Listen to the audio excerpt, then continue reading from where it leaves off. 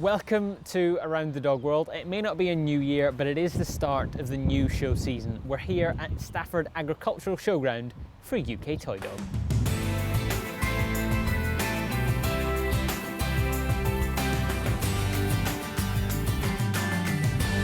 In Staffordshire this weekend, we see the country's best toy dogs going into Best in Show and Best Puppy under Val Boar, with the hope they go home with the biggest prize for little dogs. But before we turn our attention to the toys here this weekend, we want to pay tribute to two terriers who've grabbed the headlines over the past 12 months, winning the biggest prizes in our sport.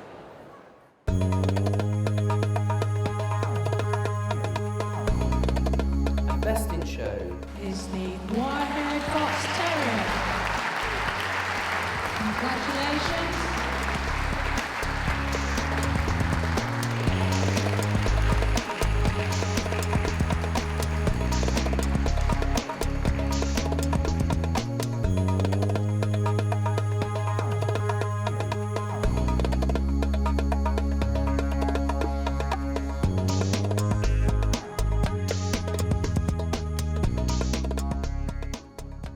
Well, now it's time we look ahead to the rest of 2015 and the start of the show season here at UK Toydog.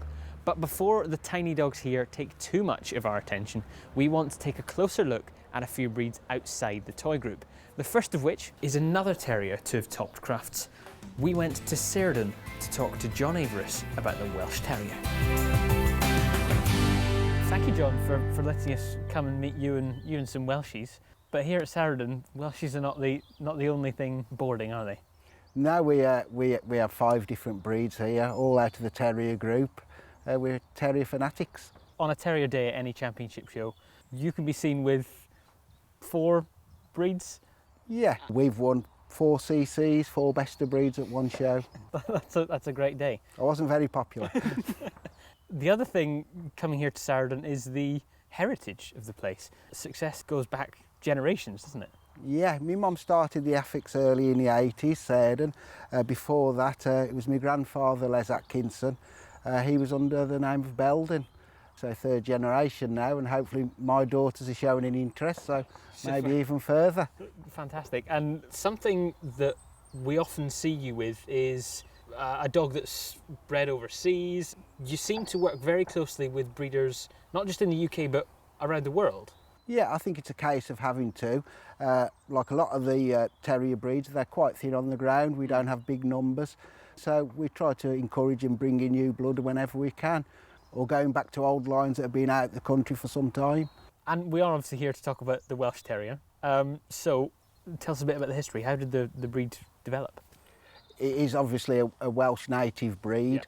Early 1800s it was developed, and they say it goes back to the Black and Tan Terrier. Wow. Which is as early as the 13th century. Most terriers are strong-willed, hardy breeds, but tell us a bit more about the temperament of a Welsh. A Welsh is very happy and carefree. Seldom you see a Welsh with his tail down. They're a very confident, strong breed, one of the strongest breeds I know. They love people, they love children, they love other dogs. And when I arrived this morning, they're very happy to come and see people. They're not shy, are they? No, they're not a one-person's dog. They're not the most loyal of dogs. They will go with anyone with a treat or someone new. They will go to them. Being a friendly breed, you would assume they make super pets. Yeah, wonderful. I have 2 in my house that I love to death, and they make the ideal pet. They haven't got a bad bone in them. A lot of the terriers look quite similar, but take us across the appearance of a Welsh Terrier. It's a long-legged terrier, shape-wise similar to a wire fox terrier. You want a square dog, but a lot heavier set, a lot more rib, more bone. You're looking for a brick-shaped head, so you're looking for a strong rectangular-shaped head, plenty of power in the muzzle, and some length to them. You're looking for a keen expression. That's the most important thing with, I think, every terrier. You want a keen expression. What was it that they were bred to do in the first place? General vermin, foxes, badgers. They've worked all sorts of quarry. And they're on the vulnerable list. Yeah. Are people working to increase numbers, or are we working to keep that stable? We'd like to get them off the vulnerable list, obviously.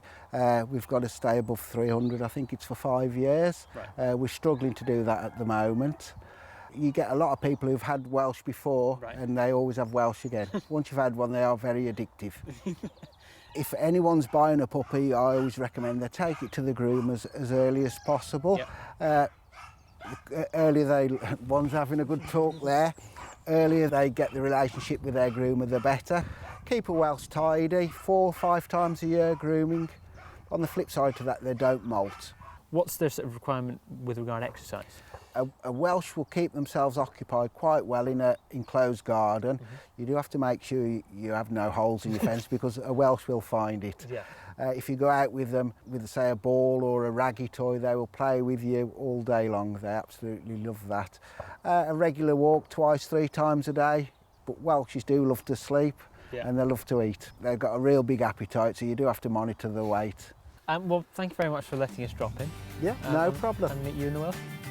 Thank you. Well, we started with a terrier from the Principality.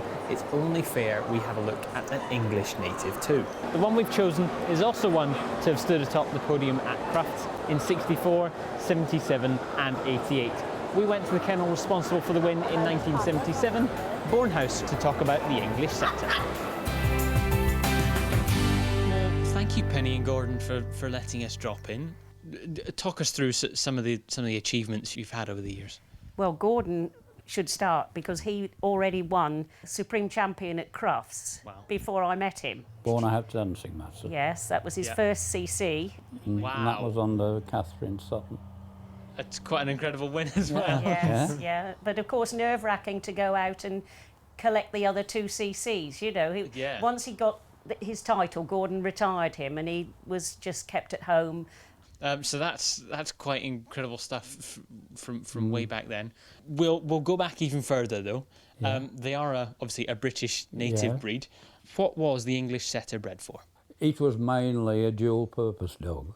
Right. In fact, it is generally recognised that Laverick was the founder of the English setter, and obviously at that time it was purely for work. You know, strictly for birds, not for rabbits or any other game, not retrieving. You know, if you have a puppy, they've often got some working instincts still. You know, you'll see them pointing at birds and setting at chickens, mine do. But, you know, people find it difficult to bring out that trait if they wish to even, because, you know, how many people have got access to the moors? So they have to be intelligent breeds, level-headed, athletic. Yes. All things that are vital to working and both showing as well. Yes, we have, you know, that they have kept the English setter, you know, to be a very active sporting dog, very capable of doing a day's galloping and, you know, going over harsh terrain. They're very active dogs. But over the years, one could say the show setter now is entirely different to the working setter. Right. You get very, very few show setters that could do Yeah, work. they're not as fast as the working, you know, They're slower. Slower. We have 2 people in the breed that keep show setters and also have their working setters. Right, okay. And they go for 2 months, 3 months to Scotland every year with a team. Right, wow. So the origins of the breed can be traced back several centuries. Yes. But how was the breed developed? To be honest with you, there are various suggestions, but I don't think anyone has categorically said it is a mating of this and this. I've never read that at all. Well, even when Laverick, who was born in 1800, there were setters of a kind before that. In fact, from the 13th century. Right, wow. And all the setters each have a beautiful coat, lovely colour. Well, the English setter is basically a white background with what they call Belton. Right. There is the blue Belton and tan, which people call the tricolour. Yep. There's the orange Belton. There was a lemon Belton years Right. ago when I was showing. Yeah. And then there's the blue Belton, which is like the just white with silver, white with some black. In more recent years, the popularity of the breed has somewhat dwindled. Yeah. They dropped onto the vulnerable list. Yes, they did. Yeah. Why do you think that was? Well, people's lifestyles have changed. They want a smaller dog. People haven't got the gardens they had, perhaps. Do you think they should be more popular? Oh yes, yeah, I think they should. I don't understand why they're not, because they have the most wonderful temperaments. You know, they are just wonderful dogs. They're so loyal, they're amiable, they like people, they like other animals. And with such a gentle nature, you would expect to be perfect for children and families. They are. They're lovely yes, with children. yeah. They are beautiful with children. So, what do you expect to see in an English setter's appearance? Elegance. Yeah. A lovely head and expression. It's a must. They should be an honest dog, but they've got to have some glamour. So we've gone through the whole breed. It's passed. What do you see in the future? Well, we don't have any new people starting up as breeders. You know, as we were. When we started, we used to go and ask people and, you know, the doyens of the breed, and they were kind. They always had time to stand and talk.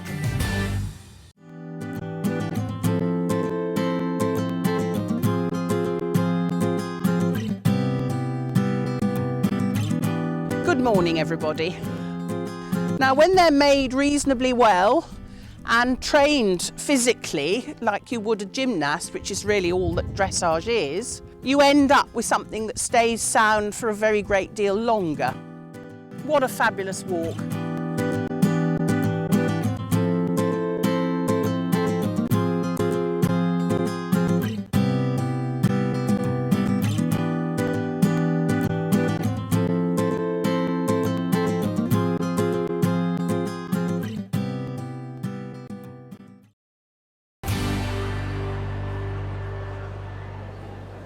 Welcome to Around the Dog World. We're here in Stafford for UK Toy, and in a few minutes we'll watch Val Blower judge all of the best of breeds and pick her best in show winner. But first, I'd like to welcome someone we don't often see at this time of the programme, Mike Gasby. Very nice to see you, Mike. Nice to see you. Toys are not the group we usually associate you with. No, but I've always loved the toy group, and I love judging the toys. We have bred one or two toy breeds. We've bred a champion Papillon that's been shown today. She got the reserve bitch ticket today, and I've had champion pugs. So I have, although it's not my main focus really is poodles these days, we've had a lot of involvement in the toy breeds, and I love them, absolutely love them. And give us an overview, an insight into the toy group as a whole. What do they encapsulate? Well, the thing with the toys is that what's exciting is that any country in the whole world you go to, you can see fantastic toys. And, when you consider that people have bred these little dogs that are sound, they've got fantastic temperaments, they're really healthy, I think it's a great credit to dog breeders, not just in this country, but literally all over the world, that these toy breeds are in such good shape. And what was their purpose? What were they bred for originally? Well, they've always been companion dogs, really. One or two, like English Toy Terriers, would still have there'd be an aspect of them that wanted to kill a rat or a rodent, but, basically they're companion dogs. There's been criticism over the past few months, but when you come to a show like UK Toy and any of the group shows, there is such positivity in there, isn't there? There is complete positive attitude when you come to these group shows. Everybody has a great time. This business about this rivalry, and that just genuinely doesn't happen. People come and they want to win, and they want to make sure that their dogs are in great condition and beautifully put down, and for that reason alone they try to win. But the reality is that there's so many great positives. People come, as you can see, there's still a lot of people. It's towards the end of the show. There'll be a good group round the Best in Show ring later. A lot of people stay to support their friends. There's a great atmosphere, and we have to provide a united front for pedigree dogs, and this is all about the positives that exist within this show, and this is typical of the group shows. Well, thank you very much, Mike. Pleasure. We'll head to the main ring now for Val Blower's Best in Show judging. Commentary is from Liz Stannard. Right, the first dog in the ring now will be the Affenpinscher, followed by the Australian Silky Terrier, the Bichon Frise, the Bolognese, the Cavalier King Charles Spaniel, the Long Coat Chihuahua, the Smooth Coat Chihuahua, the Chinese Crested, the Coton de Tuileries, the English Toy Terrier, the Griffon Bruxellois, the Havanese, the Italian Greyhound, the Japanese Chin, the King Charles Spaniel, the Laotian, the Maltese, the Miniature Pinscher, the Papillon, the Pekingese, the Pomeranian, the Pug, and last but not least, the Yorkshire Terrier. First of our best of breeds today is the Affenpinscher. They were judged by Terry Burgess. He had 46 dogs, making 48 entries, and his best of breed was number 22, the Bitch. Now on the table, we have the Australian Silky Terrier. This breed was judged by Carolyn, who had 8 dogs, making 8 entries, and her best of breed was number 55, the Dog. You can applaud your own favourites, you know. We don't charge you any more for making a noise. On the table now is the Bichon Frise. They were judged by breed specialist Anne Worth, who had 70 dogs, making 73 entries. And here you have the best of breed Bichon Frise, number 118. On the table now we have the best of breed Bolognese, judged today by Anne Horan, who had 28 dogs, making 31 entries. This is the best of breed Bolognese, number 139. Now on the table we have the Cavalier King Charles Spaniel best of breed. This breed had 2 judges, and best of breed was the dog, number 221. That was our best of breed Cavalier King Charles Spaniel, number 221. On the table now we have the best of breed Long Coat Chihuahua. This breed was judged by Sandra Stanhope. That's the best of breed Long Coat Chihuahua, number 358.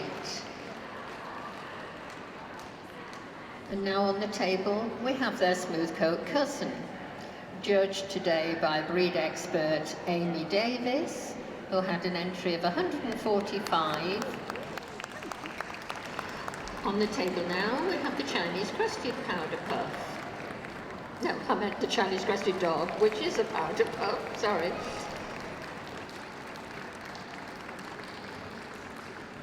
And now on the table we have another of our non-CC breeds, the Coton de Toulier. And that was our best of breed Coton de Toulier, number 853.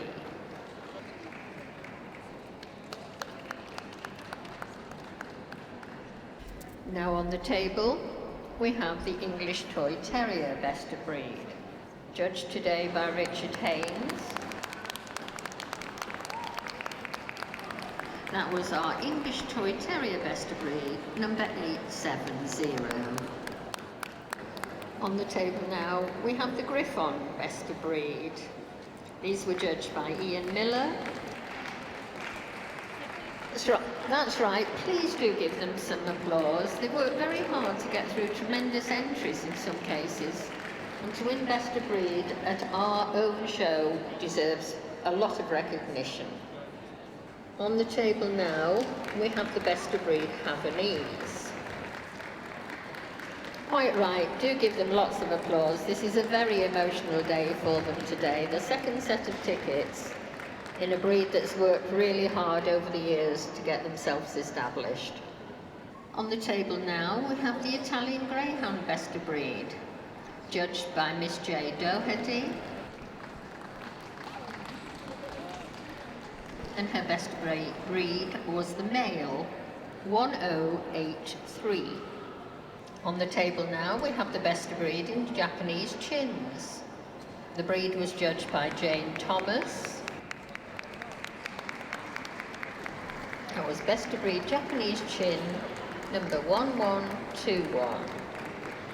On the table now is the best of breeding King Charles Spaniels, judged today by breed expert Mrs. Pauline Sidgwick. That's right, applause for our best of breed King Charles Spaniel, number 1304.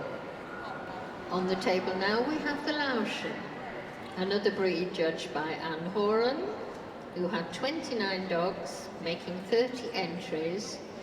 That was our best of breed Laotian, number 1305.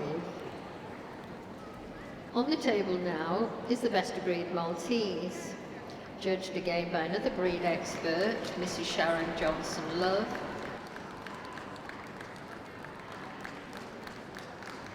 This is our best of breed Maltese, number 1364. On the table now we have the best of breed Miniature Pinscher, judged today by Irene McManus, who had an entry of 71, and her best of breed was a bitch, number 1392. Now on the table we have the best of breed Papillon, judged today by a doyenne of the breed, Mrs. Pat Munn.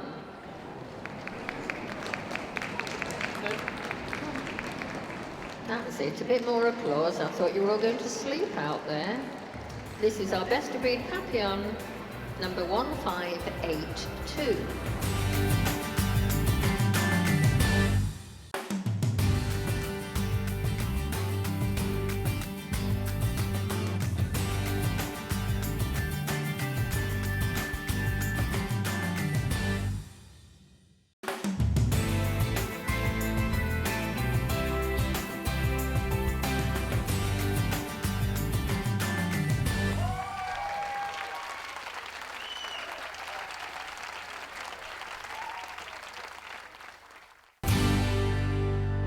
Well, we made you wait a while, but the first of the toys we want to take a closer look at is the Peak. We sat down with some of the breed's most successful breeders earlier today, Bert Easdon and Phillip Martin of Yakee Pekingese. Well, thank you Bert and Phillip for joining us. On the last Around the Dog World, we watched you in the Best of Show Ring at Crufts, or the Group Ring at Crufts, taking Eric to Group 4 after winning Best of Breed. What's it like not having the Breed CC record holder to show anymore? Oh, I think it's good. It takes any pressure off you. Like today, I've only brought 2 puppies. But it must be nice having the Breed CC record holder at home. It's fantastic to have the Breed CC record holder, because not only is he beautiful to look at, he has got the most beautiful nature. Let's go back to the very start. Talk us through the origins of the Pekingese. Pekingese originated in China, and they were only allowed to be owned by the royalty, the emperors and the empresses. They were looked after by the eunuchs, and they took great pride in these Pekingese, the eunuchs, because they had special competitions for them for the smallest, the nicest coloured and all different things.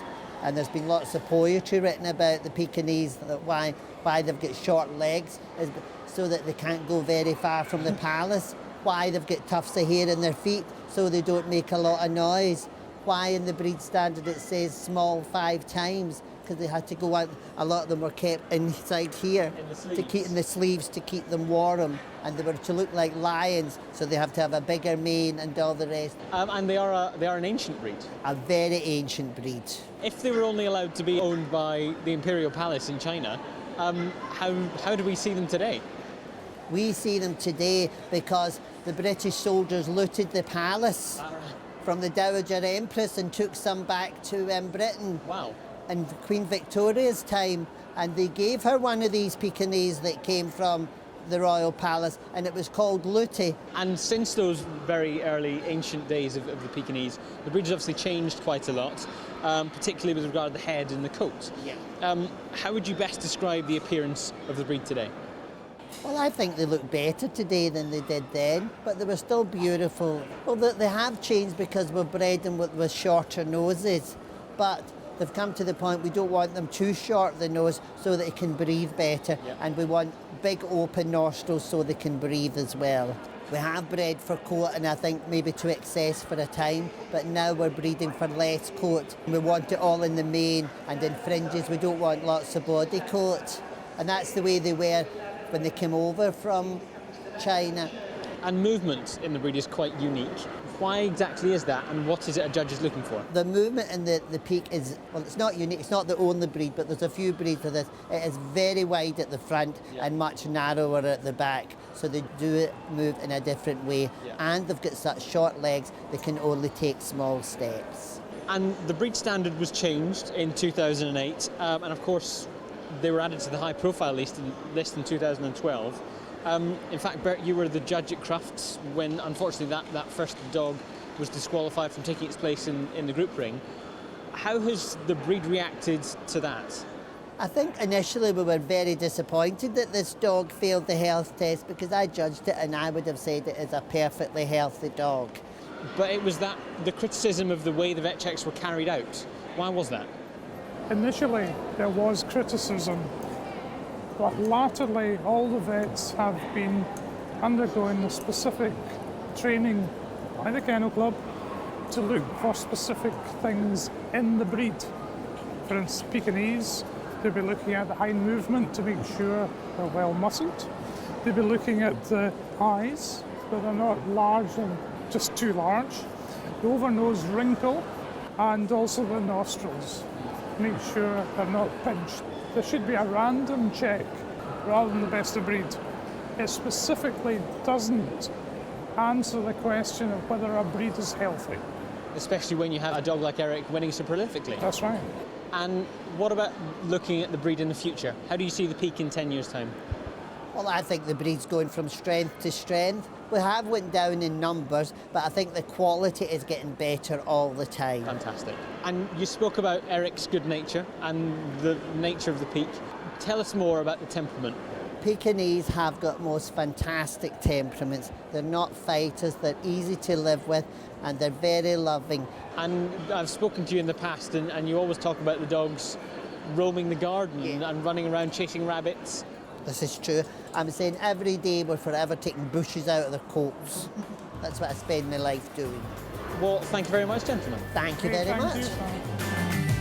On the table now is the best of breed Pekingese, judged by Martin Debenham.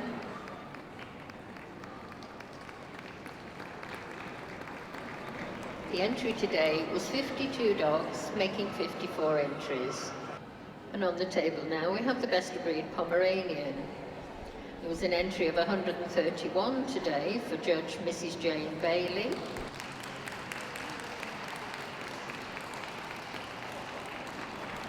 That's our best of breed Pomeranian, number 1736. Pugs today had the biggest entry of the show, but had two judges.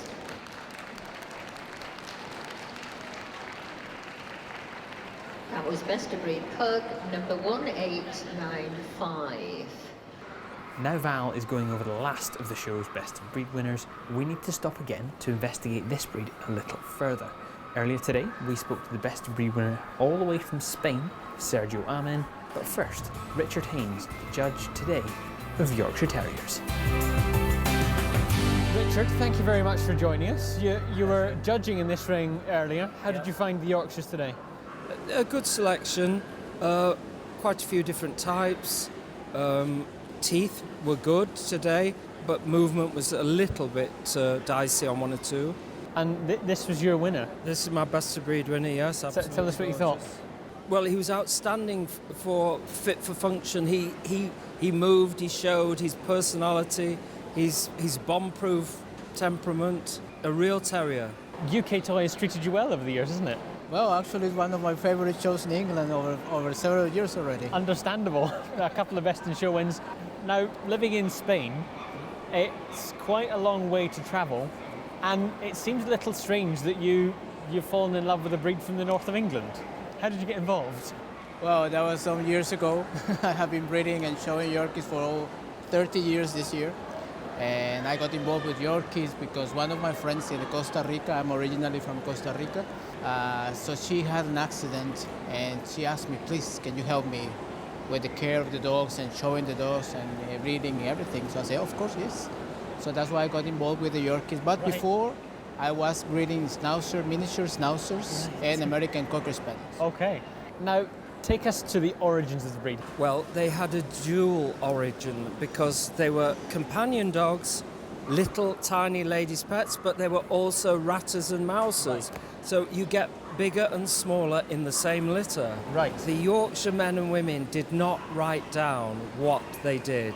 Right. They kept their secrets to themselves, but we guessed that Maltese and black and tan Toy Terriers and Skye Terriers were all used in the mix. And the first thing that strikes you about a Yorkshire Terrier is this coat. Yes. Tell us about the coat and the preparation and everything that goes into making Mike look as good as he does. Mm-hmm. Well, I mean, coat is in the breed is the prime importance. It's a lot of work, but it's something that we do with love, you know, keeping it in good moisturized condition. What we do is we use the papers or the plastics to wrap the coat. They break some coat, yes, but they also need that. I mean, they need to play, they need to be dogs before being a show dog. That red box, where's that originated from? That's from before the Kennel Club. Right. The breeders had their travelling boxes and they would throw a piece of red silk or red velvet over the box, and if you put these dogs onto red, it enhances the colour, it makes them come alive. And when they're kept as a pet, for instance, this isn't the coat you'd usually keep them in. No. Actually, we're praying for the dogs to finish so we can clip them down. And whenever we see you in Britain with a Yorkie, personality seems to be a major point. They all love what they're doing. Mm-hmm. Well, that's because the breed has to be like this. They're toy terriers, but they're still terriers. And they are also companions. So they have to like people, they have to be friendly. They cannot be aggressive in any way, but not timid neither.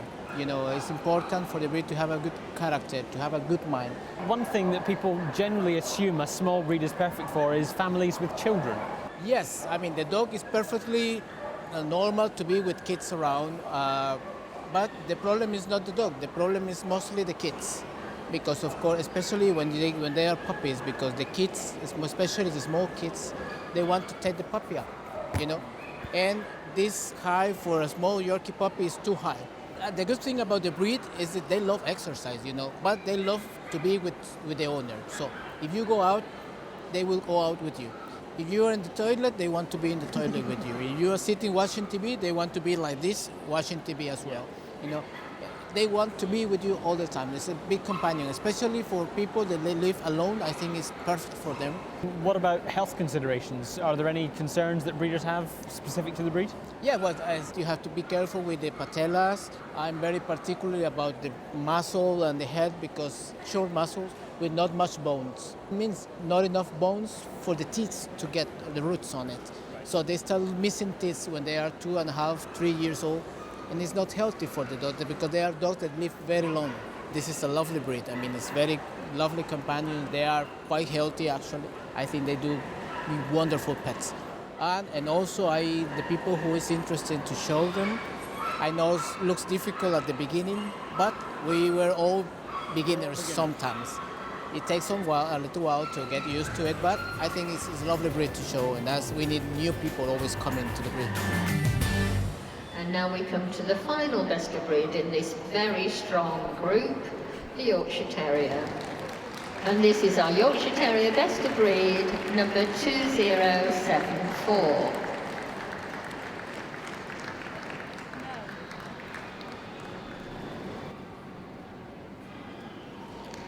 First in the short list is the Cavalier King Charles Spaniel, the Long Coat Chihuahua, the Coton de Toulier,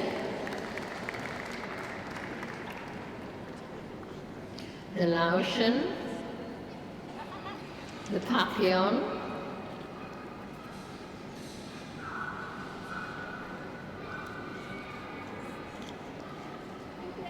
the Pomeranian, and the Pekingese.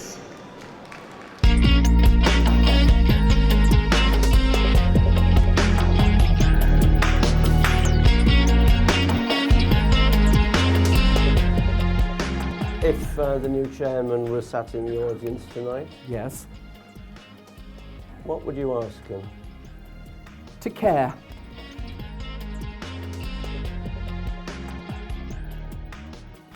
I see myself as the judge that was banned.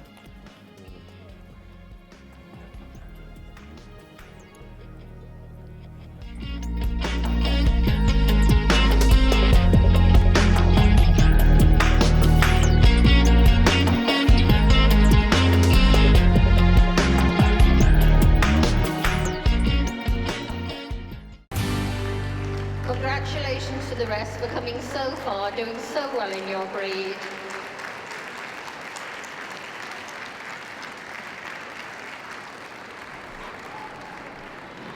We now have a short list of 8. So do please support your own best of breed. They've done marvellously to get this far, and they're great exponents of the breed.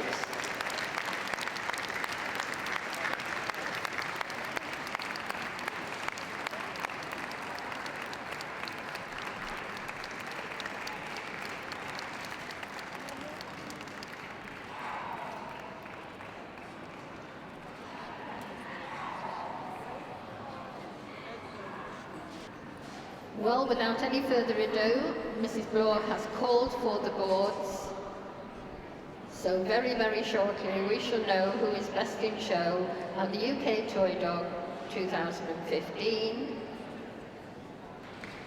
And it is the long coat Chihuahua.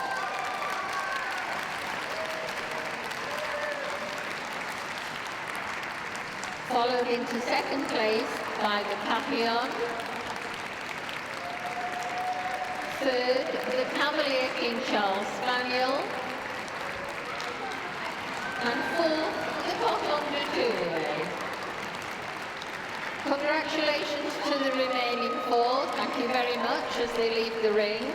The long coat Chihuahua, best in show at the UK Toydog, followed by the Papillon, the Cavalier King Charles Spaniel, and the Coton de Toulouse.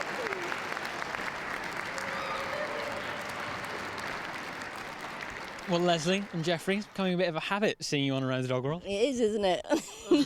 How many CCs, best of breeds, has he racked up now? God, I think that was his 26th today.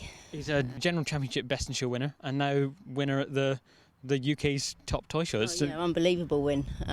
Fabulous. It's a special show for me. I love this show because obviously it's all the toy breeds, so to win it is just, it's remarkable. And a huge entry as well. Yeah, it was a massive entry. Jeffrey is still very young. We spoke to you at the end of last year. What are you looking ahead to this year?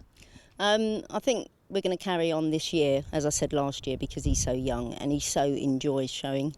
And to pull him now, he'd hate it being left at home. And I couldn't leave him at home. Definitely not. Tell us what he's like to show. Oh, he's just a dream. He never, ever lets me down. He's just constantly performing. He is a little performer and he just loves it. He really does. He looks like he comes alive with applause as well. Oh, he does. I think he knows. Yes, I've won. Again.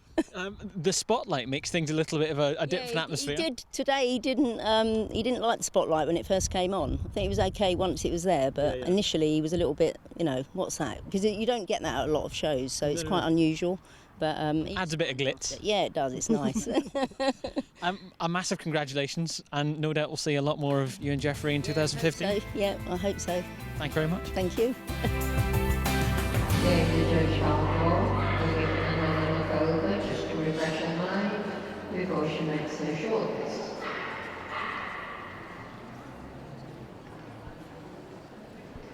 First in the shortlist is the Affenpinscher.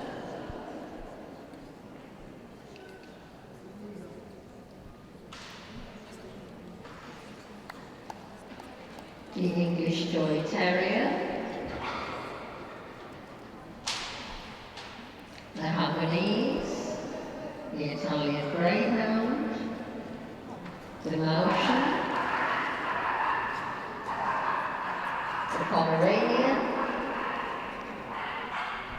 the Papillon,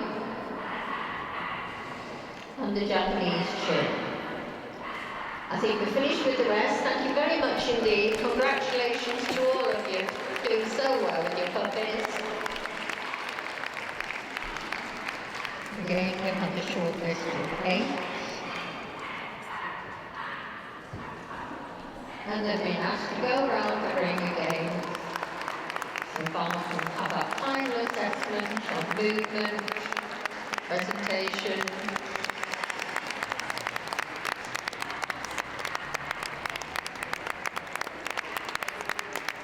It's been a long day for some of these puppies who went in the ring at 9 o'clock this morning, so I think they're all doing extremely well.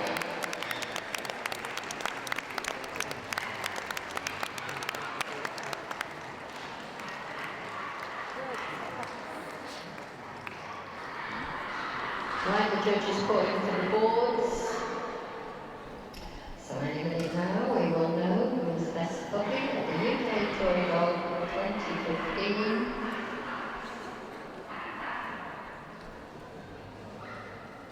And it is the Laotian.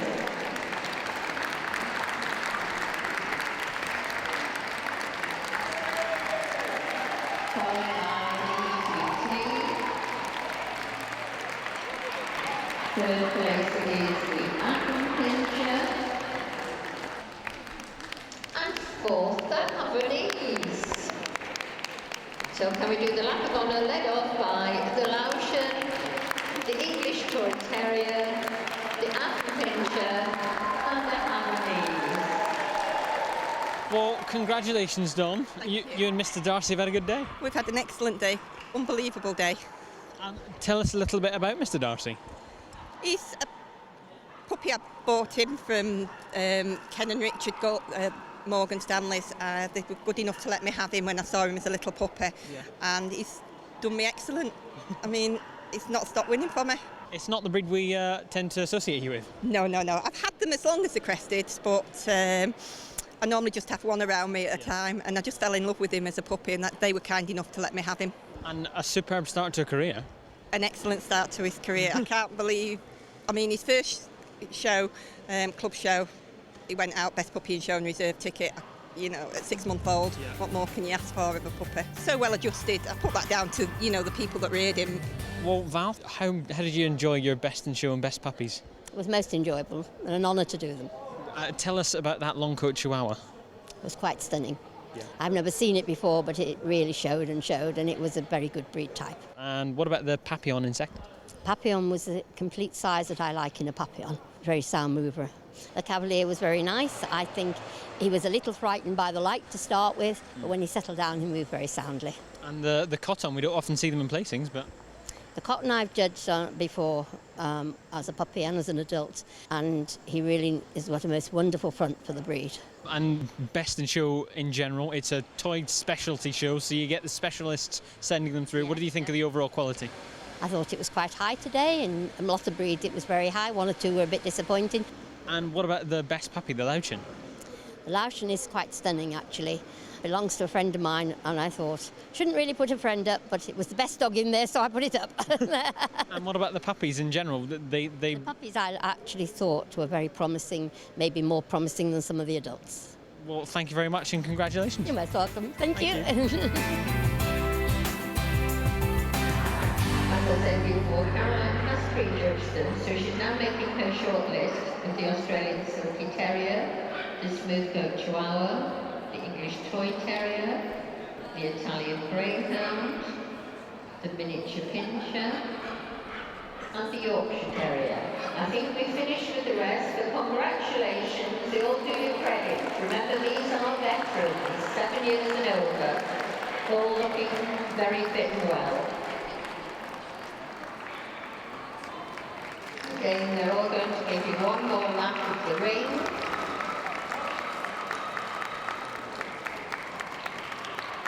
A short list of 6.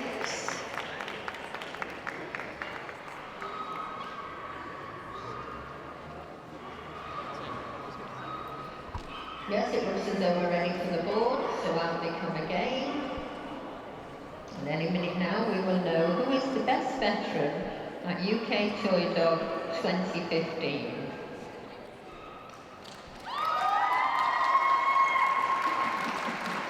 A very popular winning puppy, the Smooth Coat Chihuahua. And a very exciting third handler, EDP. And in fourth place, the Australian Silky Terrier. The Minkin, followed by the Smooth Coat Chihuahua, the English Toy Terrier, and the Australian Silky Terrier. Ria and Dylan, you look rather emotional and quite excited. Yes, I am. Yeah, it's been one long day, but one very happy day. Dylan is already a champion, but that was a very long time ago. It was, yeah, back in 2010. I made him up at our club champ show. Yeah. And this is his first time out for a while? Yes, he hasn't been shown for 4 years, so this is his first champ show in 4 years. And it looks like he's a natural. He absolutely loves it. He's my heart dog and has done me absolutely proud.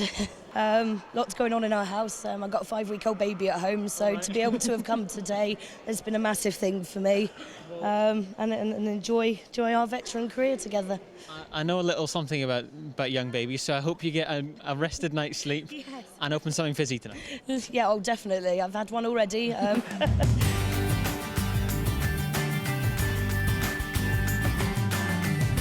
Best in show at UK Toy 2015 was Jeffrey the Long-Coat Chihuahua, champion Hollyell Topaz Chancer. And sitting ringside tonight, as always, was Di Johnson. Very nice to see you, Di. Hello, Simon. We've seen Jeffrey winning a lot. Best in show at South Wales last year. He's a cracker. Yeah, we've admired him, haven't we? We've loved him. Finished last year 3rd or 4th top dog. A fantastic start to a career. He's only 2. Yeah, I know. Never lets her down. Loves it. He loves the show ring. But he's Chihuahua. And second place was a Papillon. A lovely Papillon, and beautifully handled, beautifully presented. A good dog, a lot of winning under his belt. And third was the Cavalier. Held its outline, moved well. I sat with Lee Cox, who was saying he'd put it up somewhere, and I can quite see it was a very nice Cavalier. And one very unusual place in Cotton. Very. I don't know too much about Cottons. I don't think we had them in my day, but I happened to sit near people that were experts on the breed, and they said it was just right. So who am we to argue? And best puppy in show, a Louchin.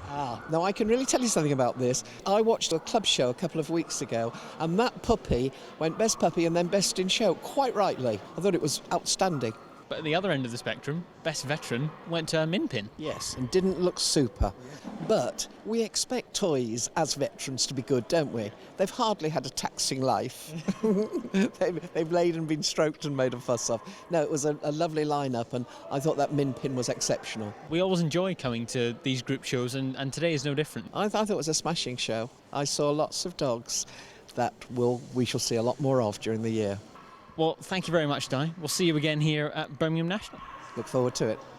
Congratulations to Jeffrey. Thank you very much for watching, and we'll see you at Birmingham National.